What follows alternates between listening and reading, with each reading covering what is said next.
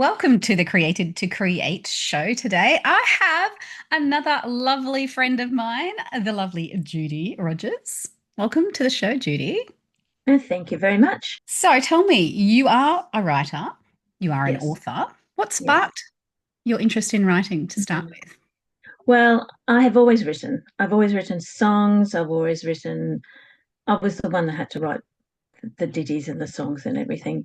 What really sparked my writing of a novel was a teachers' conference that I went to in 2010. At that time, I was teaching special ed. So when they asked me to go to a language seminar, I thought, probably really not what I need. But anyway, I went. It was great. And there I learned how in depth kids actually think when they're reading, how you can teach them to really, really think about what they're writing.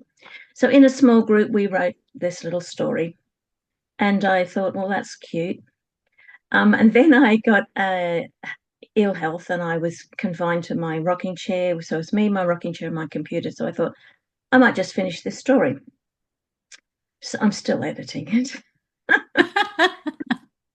But that's what really sparked me to actually write a novel rather than just stories. So that was Right. what started me, yes. Yeah, awesome. So you made good of an interesting situation. Hmm. And what are you working on right now? The same story. um, I've edited about 506 times. I'm actually on my 507th time. Are you actually Um, keeping track? no, I just no, like the I'm number not. that you plucked out there then. Well, it sounded like a good number at the time.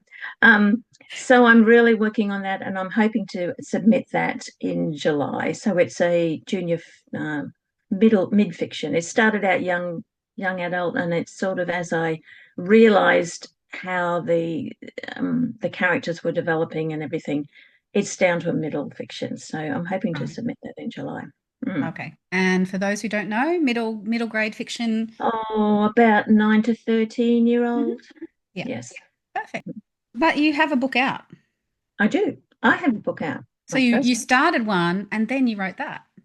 Or- Yes, Mm. nothing happens by chance. You too can have a copy.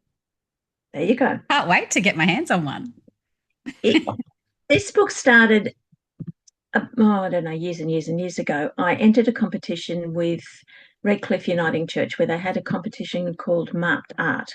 And you needed to write a story, stand on your head, write a poem, a song, anything connected with Mark's Gospel. So for that, I wrote a story called Papa's Journey, which is a story of Simon who carried Jesus' cross, how he fell into depression, how he then realized who Jesus was, and now he's on his way to Pentecost. The next year they had another competition called Art Acts. So I wrote another story called Martha's Journey, and it was about a little girl who met after, well, anyway, about a little girl who ended up, she was actually raised from the dead when Jesus was alive, and then she went to Pentecost. And I thought I might just write a whole lot of stories of people who meet at Pentecost, and that didn't work. And then so those two stories are actually after the 568th edit are in this book. Uh-huh. In this book is also some songs that I wrote years and years and years ago. I released a CD on inspirational songs, but the words for those songs changed to mean something completely different. Mhm. So the book too. So yeah, So we have to read the book to find out. you need to read the book. You need to buy the book. To buy the book. Shameless plug. We love it. So far in your writing career, what's been the highlight? I think my biggest highlight was the release of my CD Hmm. because I actually found that the songs that I wrote were good. They worked. I have two daughters who sing like angels. So they actually have had such patience with me because I don't. I paid for the music lessons and wrote the songs, and they sang the songs on the CD. The highlight has been for me that those songs have gone around the world. and listening to my girls singing those songs and then listening to hundreds of girls singing those songs at camps and whatever really has been exciting. At my book launch of my book on the weekend, one of my girls sang one of the songs and it just gave me goosebumps over and over again. So I think that the CD and the songs that I wrote have been the highlight, but the book has been something completely different. It's actually a book that I've actually written. Yeah. Wow. Yeah, amazing. Tell me, do you have Mm. like a routine for No, working on your creative? no, I don't. Some No. days I sweep the floor and mop the, I was going to say mop the garden, sweep and mop the floor and water the garden and do the dishes and do the washing. And sometimes I can write for 5 or 6 hours.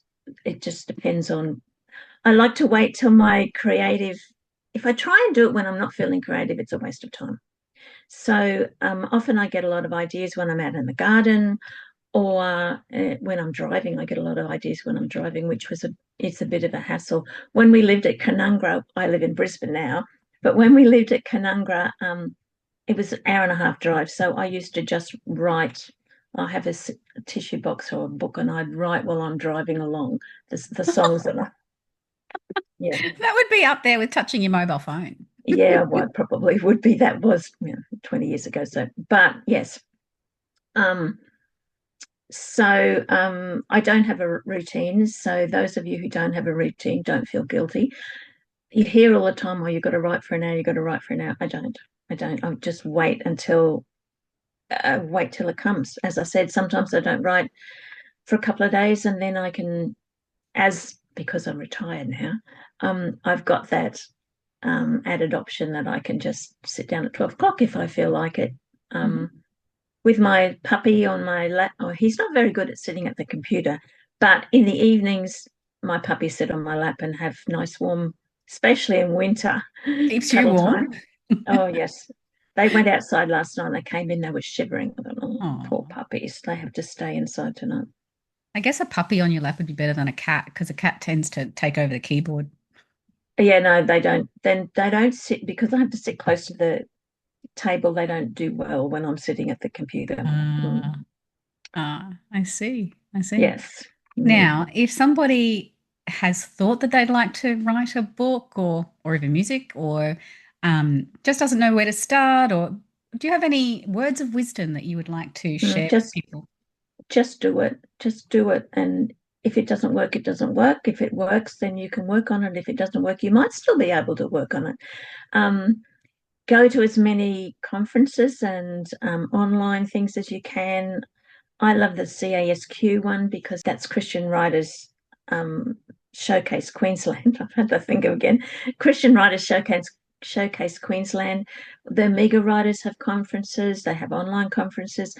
Get as much as you can, write it, and then learn some more, and then go back and rewrite what you found and get rid of that and all that sort of stuff. Um, I also found something really interesting. When I wrote the story that I'm working on for the 500 and however many times, I asked my grandson to read it, and he said, "Grandma, this is great, but I don't know where they are. Where the characters are." And I thought, oh, so get as many people, especially as a genre that you're writing, the kids, or if you're writing for kids, get them to read it. If you write, because adults often don't think like kids. Um, if it's writing for adults, get adults to read it. So I had to go back and realize that no, Eric, well, I hadn't told anyone where Eric was. I knew where he was, but anyway, Hmm. yeah. So Yeah, find out, setting the get people scene. to. Mm. Mm, Yeah, that's excellent advice. Thank you. And I might drop those few things that you recommended there, the CASQ and Amiga Q Writers. and the Omega writers, and In there's a lot of online things you can do. And if somebody suggests you read a book, um, I'm not in the position to buy a lot of books, but find out about them. And if they click with you, they do. If they don't, well, everybody doesn't have the answer. Even if they've written a book, they don't have the answer to writing. and That's there's my a lot thought. of those, a lot of great books in the library too. If you don't have a lot of Mm, money to go and buy them all, yes. there's some great And if you, resources in the yeah, library. And I've started reading some and I thought, this does not make any sense. So just don't get yourself all head up about it. Just find another Mm. one. Mm. Mm. Absolutely. Find the teacher that can teach you. Yes, exactly. Yeah. And listen to people, listen to people's advice. So you can sit and just sit quietly and just listen. There's Yeah. so many people with lots of wisdom out there. Awesome. Yes. And where can Mm. people find you, Judy? Yes, you can find me on Facebook. Facebook. You can Easy. find me on Facebook. Yeah.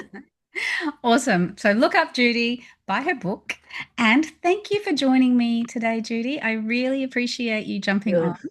and sharing a little bit of your wisdom. And I hope everyone got a lot out of this. If you're still watching, please hit that like button, hit the subscribe button, and go and find Judy on Facebook. Thank you very much for having me. That's been a rather exciting adventure.